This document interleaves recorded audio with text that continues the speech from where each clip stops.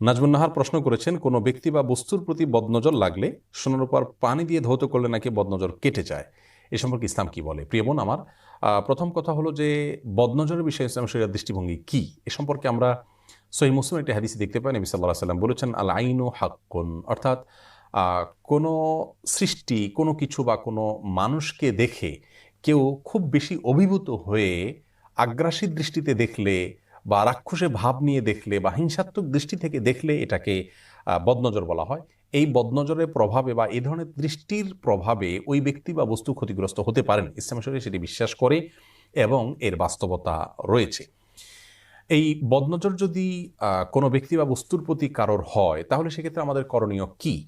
এখনও গ্রামাঞ্চলে অনেকের মধ্যে এ ধারণা বদ্ধমূল রয়েছে যে স্বর্ণ বা রূপা ধুয়ে সে পানি কোনো ব্যক্তির উপরে বদনজর লাগলে বা কোনো বস্তুর উপরে কারো বদনজর লাগলে সেটা ধুয়ে ফেললে বা সেখানে এই পানি প্রয়োগ করলে বদনজর কেটে যায়, বদনজরের ক্ষতি আর হয় না।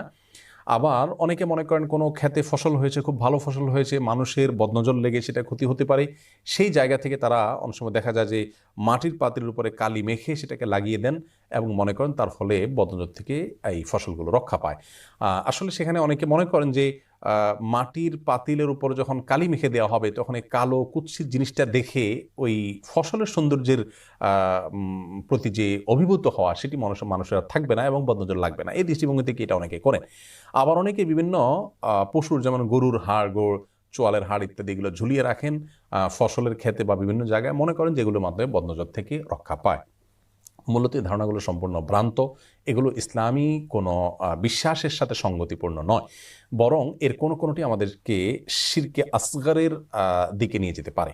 যার কারণে এই সমস্ত বিশ্বাস থেকে আমাদের সরে আসতে হবে। স্বর্ণের উপর পানি ধুয়ে আপনার যার বদনজর হয়েছে যার প্রতি বা যে বস্তুর প্রতি, সেটিতে ধৌত করার মাধ্যমে কোনো উপকারিতা হাসিল হবে বলে কোরআন হাদিস কোথাও আমাদেরকে বলা হয়নি। তবে বদনজরের বিষয়টি যেহেতু সত্য এবং এটি ঘটে থাকে আমাদের সমাজে, বিশেষ করে ছোট শিশুদের মধ্যে হয়ে থাকে, দেখা গেল যে অনেক বেশি মাশাআল্লাহ সে খেতে পারে, কোনো মানুষ তাকে যখন দেখে রাক্ষসী ভাব নিয়ে, দেখা যায় তার খাওয়া বন্ধ হয়ে যায়, আর এরকম নানা রকমের সমস্যা হতে পারে। তো এরকম বদনজর হলে ইসলামী শরিয়ার দৃষ্টিকোণ থেকে দুইভাবে আমরা ট্রিটমেন্ট করব। প্রথমত, যদি কোনো ব্যক্তির বদনজর লেগেছে বলে আমরা ধারণা করি বা নিশ্চিত হই, তাহলে সেই ক্ষেত্রে সেই ব্যক্তির শরীর ধোয়া পানি, যেমন তার হাত ধুয়ে পানি দিল, হাত মুখ ধুয়ে পানি দিল, বা পানিতে পড়ে ফু দিল, এরকম তার শরীর নিঃসৃত পানি বা ধোয়া পানি, এইটুকু তার কাছ থেকে কালেকশন করে যে ব্যক্তি বা বস্তুর উপরে বদনজর লেগেছে বলে মনে হয় তার উপরে যদি প্রয়োগ করা হয়, অর্থাৎ তার হাত মুখ ধুয়ে ফেলা হয় বা তার উপরে ঢেলে দেওয়া হয় বা ওই পানি দিয়ে গোসল করে নেয় সে, তাহলে সেক্ষেত্রে বদনজরের সমস্যা থেকে আলহামদুলিল্লাহ নিষ্কৃতি পাওয়া যাবে। এবং এ বিষয়ে সহিহ মুসলিমের একটি হাদিস রয়েছে, নবী সাল্লাল্লাহু আলাইহি ওয়াসাল্লাম ইরশাদ করেছেন, ওয়া ইযা স্তুগসিলতুম ফাগসিলু, তোমাদের কারোর বদনজর লেগেছে, এই আশঙ্কা থেকে তোমাদের কাছে যদি কেউ পানি পড়া চায় বা তোমাদের শরীর ধুয়ে পানি দিতে বলে বদনজর দূর করবার জন্য, তাহলে তোমরা মনে কষ্ট নিও না, মাইন্ড করো না এবং দিও, যাতে করে তার উপকার হয়।